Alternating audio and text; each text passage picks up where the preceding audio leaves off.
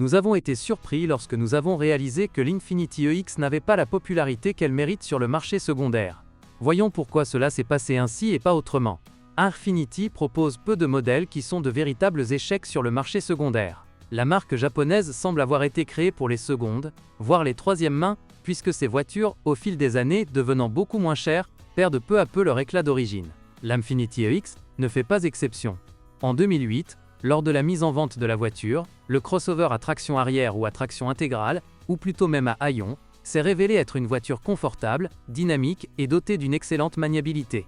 Peut-être que seule la petite garde au sol, au moins 150 mm, nous laisse tomber. Et ce n'est qu'au fil des années qu'il s'est avéré qu'il était aussi sacrément fiable.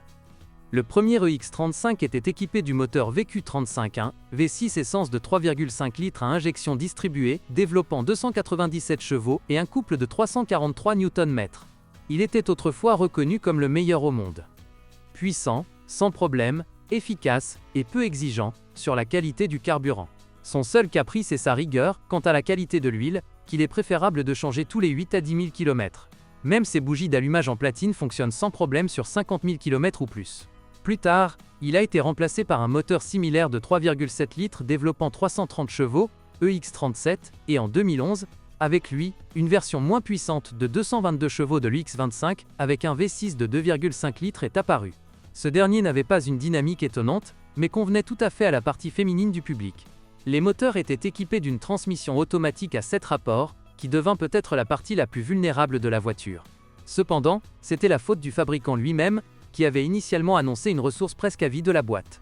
La transmission automatique a commencé à trembler et à se bousculer au bout d'un an ou deux, jusqu'à ce que les concessionnaires aient recours à des vidanges d'huile régulières, une fois tous les 30 000 km, et à l'équipement ultérieur de la transmission automatique avec un radiateur de refroidissement. Les propriétaires d'EX ne rencontrent pas de problème particulier avec la carrosserie. LFP, à la hauteur des ambitions de la marque premium. Eh bien, et les chips? Où pouvez-vous vous en éloigner? En règle générale, les propriétaires de EX ne sont pas réputés pour leur conduite végétale. Ils courent après. Eh bien, des problèmes surviennent encore à cause de bagatelles. Vérifier ces nuances lors de l'achat n'est pas une mauvaise chose. Les capuchons faibles des bus de la phare tombent parfois. La pile du porte-clés est épuisée, les crochets sous les tapis de sol se cassent, et les bras d'essuie-glace rouillent. L'intérieur est globalement en ordre.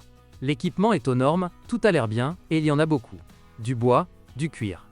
Les plus exigeants trouveront le rembourrage des sièges avant, et le support latéral faible pour une voiture aussi rapide. Mais ce n'est pas pour tout le monde, mais le cuir de la poignée de la boîte de vitesse perd vraiment assez vite sa fraîcheur. Il y a un problème de gel des serrures des portes. Tous les 4. Le remède est un lubrifiant préventif. Mais il est également fort probable que le câble du verrou se brise, ce qui pose souvent problème. Pêcher sur la suspension est une tâche ingrate. Il tient le coup même sur de mauvaises routes. La garde au sol du véhicule ne lui permet pas de sortir des routes à revêtement dur. Peut-être que cela sauve la suspension. Les amortisseurs et les leviers survivent facilement à la barre des 100 000 km. Et les bagues et les jambes de force stabilisatrices qui durent jusqu'à 40 000 km ou plus font généralement partie des consommables standards. Mais les freins pourraient bien contrarier le propriétaire de l'ET par exemple. Ils ont commencé à leur en vouloir après le 30 000e kilométrage, réalisant cependant que les problèmes étaient une conséquence d'une conduite dure, à laquelle l'EX est très sensible. Les disques standards commencent à s'user, entraînant d'autres problèmes. Les difficultés sont résolues en remplaçant les disques et plaquettes par des disques similaires, mais de meilleure qualité. Certes, ce plaisir coûte assez cher. Électricité. Cela ne veut pas dire qu'il n'y a aucun problème. Il y a des échecs, des erreurs mystérieuses s'affichent, dont le contenu ne peut être déterminé que par des services spécialisés. Cependant, les électriciens affirment unanimement que la grande majorité d'entre eux sont liés au contact et au fonctionnement du système ABS. Mais cela, comme vous le comprenez, n'affecte pas la vitesse. Ou à Palauvo, la voiture est bonne. Et selon les versions, il n'a pratiquement aucune contre-indication. Le seul problème, c'est l'argent. Une voiture, même d'occasion, coûte cher. Et aussi le service. Bonjour les amis. Vous cherchez une voiture d'occasion? Vous devez prêter attention au site web carm.pro. Carm.pro est grand catalogue de voitures, moteurs, boîtes de vitesse. Et le meilleur, c'est que vous pouvez trouver des informations sur les pannes de n'importe quelle pièce. Complètement gratuit. Allez sur le site web carm.pro et découvrez tous les éventuels